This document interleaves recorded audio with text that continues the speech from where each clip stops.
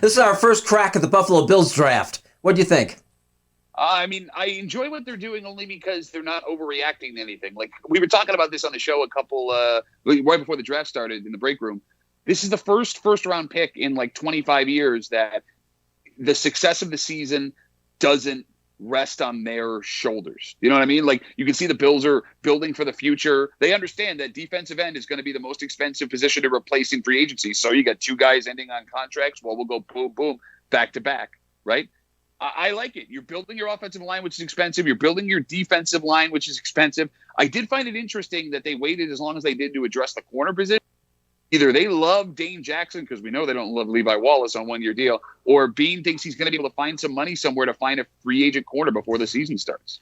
The only thing I thought was interesting about the Bills is that I think we were right and we're wrong. Number one, we were right about the defense. They did go out there and get an edge rusher. I thought they were going to address corner like you and I did, Pat, in dealing with some of the making sure that you're shoring up that secondary. But I think they did a very good job with defensive end for their first round pick and second round pick. I think it's going to be interesting with Joe Rousseau, and I think it's going to be interesting with Basham as well. Those are two players you could hold on to for a couple of years to see if they develop. Maybe you get one, maybe you get both.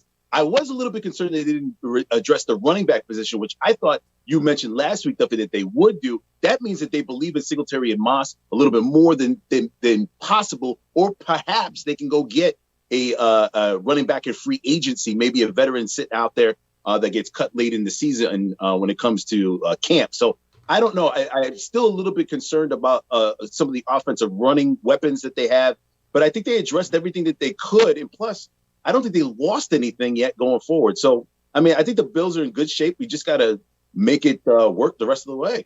Yeah, and Pat, what a luxury. I mean, that to look to the future, to be drafting for the future, as opposed to all these teams that are picking up pieces that have to contribute right away.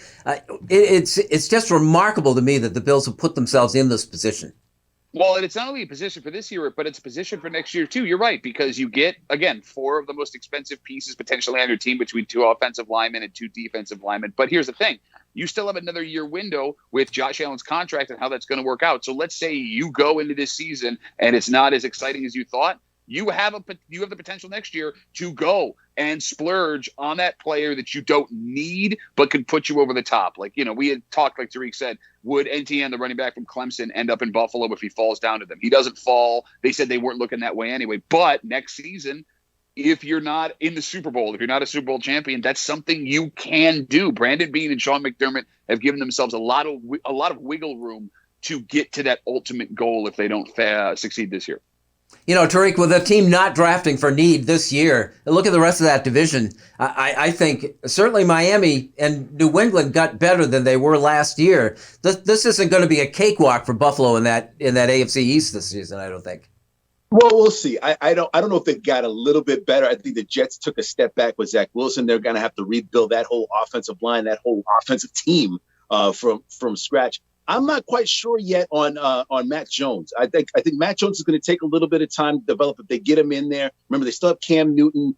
I think Mac Jones will play, though. I think before the end of the season, Mac Jones will play, and that will be to the benefit of the Buffalo Bills. So I still think New England's got a way to go. Miami's the only one I'm really concerned about. Will Tua take that next step as a player that it was drafted a few years ago? They took a gamble on him. He has not been able to stay healthy. So we'll wait and see what happens. I think the Bills have it for now.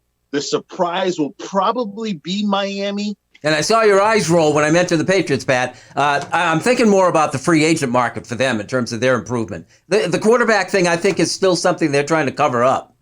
Mm-hmm. No, quarterback, I agree with you. It's funny, right? Like when you talk about major college programs in the last 60, 70 years, there's one major college program you don't take a quarterback from. That would be Alabama, and Buffalo's playing two of them in their division. But even with the free agency stuff in New England, they went out and they spent a ton of money on not guaranteed players in positions that may not be impact places, man. I'm telling you, all of this Belichick's a genius stuff, grossly oversaid the last couple of years. You saw it last year. Looks like it was Brady. These ain't the Patriots of old Bill, right? He can't just walk in there and say, do what I say. He's smashing phones on sidelines. He's wearing sweatshirts with holes in them in press conferences. I'm not worried. I'm not worried about it. Well, for Bills Mafia's sake, I hope you're right. And, this is the beginning of that 2-year window you talk about. And Buffalo is really, obviously, by the shape of their roster, going for it now. That's a great thing.